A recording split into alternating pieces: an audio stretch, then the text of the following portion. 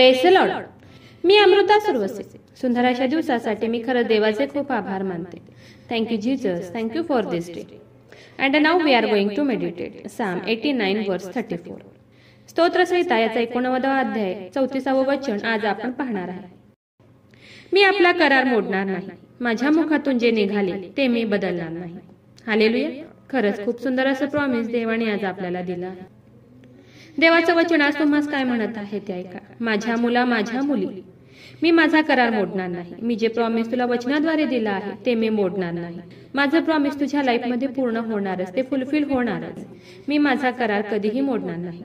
इब्रिकरास पत्र याचा 4था अध्याय 12व्या वचनात आपण पाहतो की देवाचं वचन हे सजीव, सक्रिय आणि कोणत्याही दुधारी तलवारीपेक्षा तीक्ष्ण असं देवाचं हे वचन आहे.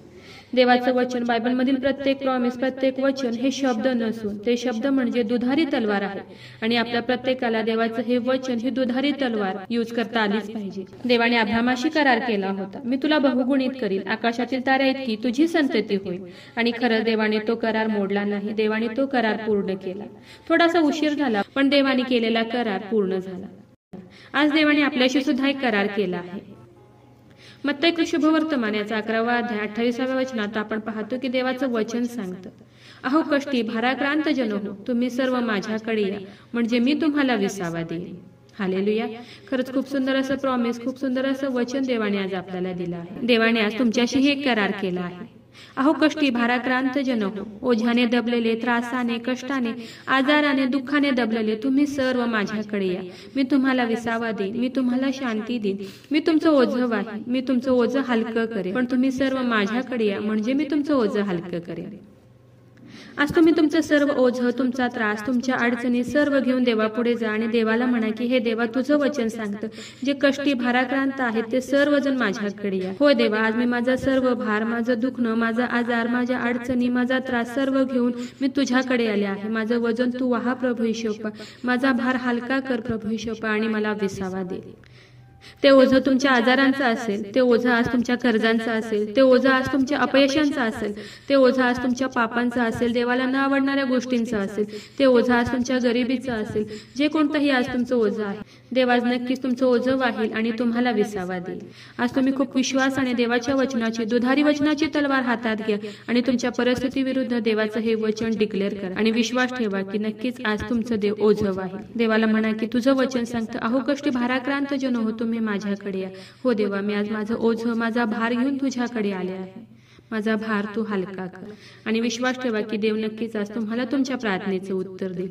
कारण देवाने आपल्याला प्रॉमिस केला आहे की मी माझा करार मोडणार नाही, माझ्या मुखातून जे निघालं आहे ते मी बदलणार नाही.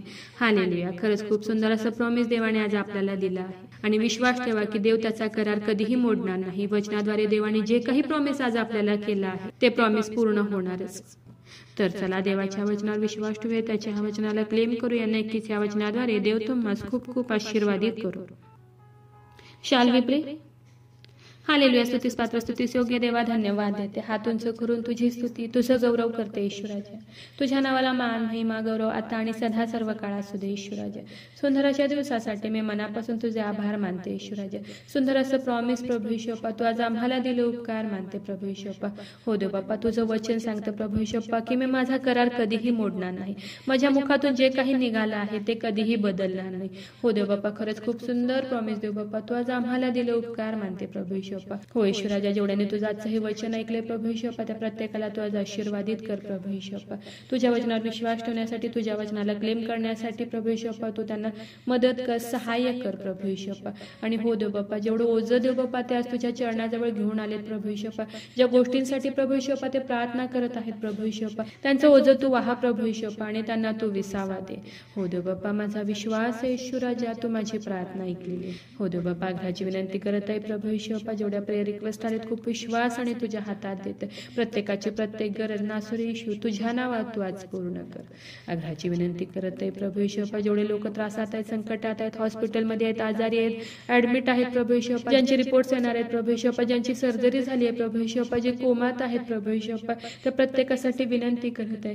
नासुरी येशू तुझ्या नावात तू त्यांना स्पर्श कर आणि बरं कर प्रभू येशूप्पा. हो ईश्वराजा, माझा विश्वास आहे ईश्वराजा, तू माझी प्रार्थना ऐकलेली. I pray in the name of Jesus. Amen.